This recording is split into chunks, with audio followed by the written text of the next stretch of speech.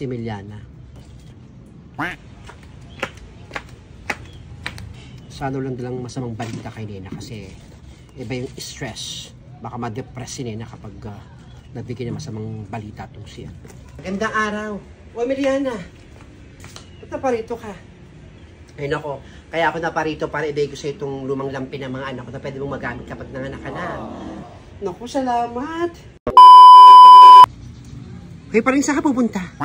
Punta ako nega sa palengke, bila akong ulam namin ng anak ko. Gulo ba? Ayoko magluto, baka lutong ulam din siguro bilhin ko. Ganun ba?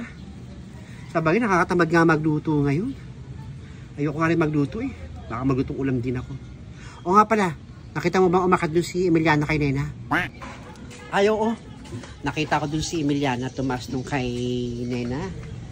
May dalang mga lumang lampi ng kanyang anak, bibigyan niya yata dun kay Nena para hindi lang siya bumuwi ng mga damit ng bata. Mabilis naman kayo mga bata ngayon. Tama rin naisip ni Emiliana na bigyan si Nena. Wala naman din pambili yan si Nena. Nang problema pa ngayon kung saan siya manganganak, sa lying-in ba ni sa hospital.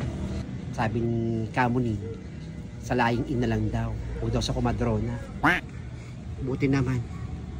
Kaya tama nga yung sinabi mo. Malaki din, mabilis din lumaki yung mga bata ngayon. Kaya pag bibili pa siya ng damit ng anak niya, sasayang lang din naman.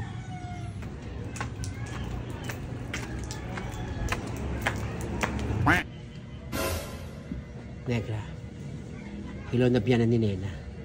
Papunta rito. Ano? Nandyan yung hilaw na biyanan ni Nena? Malamang tatakol na naman yan.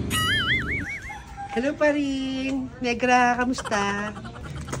Ay, kayo po pala, Aling Adelfa. Magandang araw po. Magandang araw po, Aling Adelfa. Oo nga pala, kamusta nga pala yung gender revelation ni Nena? Ah, yung gender reveal ni Nena, napakasimple lang pero bongga. Lahat po kami dito ang saya-saya. Dahil kambal ho at parehong babae yung pinagbubuntis ni Nena. Di ba, Negra? Tama, simple pero masaya. Ang bagan, share. Ah, talaga? Naku, ang babait nyo namang mga kaibigan ni Nena. Nag-ambagan pa talaga kayo. Nagbigay pa talaga kayo ng limos. Para mairaos yung gender revelation ni Nena. Nakakahiya, limos-limos ng patak-patak. O nga pala, Aling Adelfa. Kamusta nga po pala yung gender revelation ni Blandina?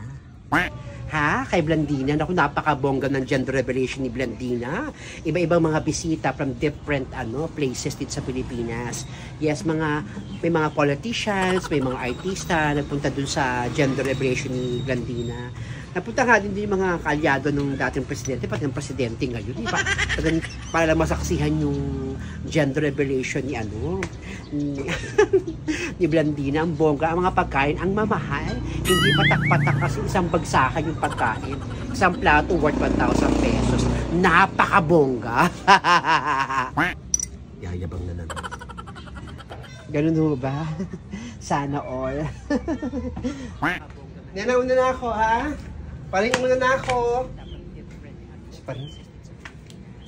Kailang boses yun? Parang sabihan ko yun, ha? Naku, nagyayabang na naman yung matanda. Mabara nga. Tigil na ako sa matandang yan, eh. Tanda-tanda na sinungaling pa.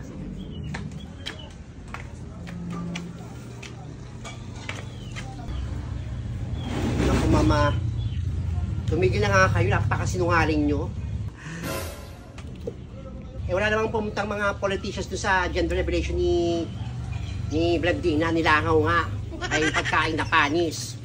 Hindi pa nga buo yung bayad doon sa catering, doon sa may location na inakira ninyo.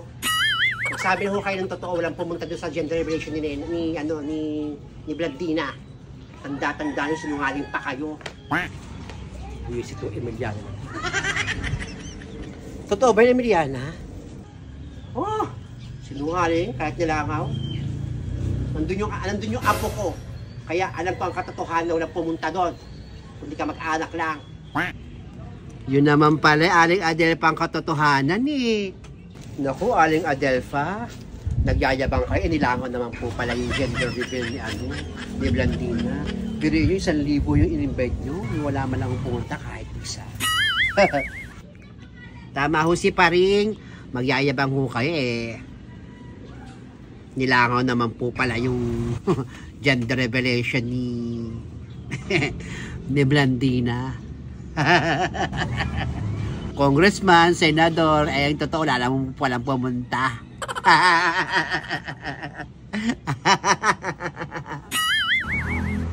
Sige ha, dyan muna kayo Negra and Pari. Nagkakomprontahin lang ako. Sige ho, ingat ho kayo, Aling Adelfa. Ingat po. Ruwa ka. Pinapahiya mo. Babae ka!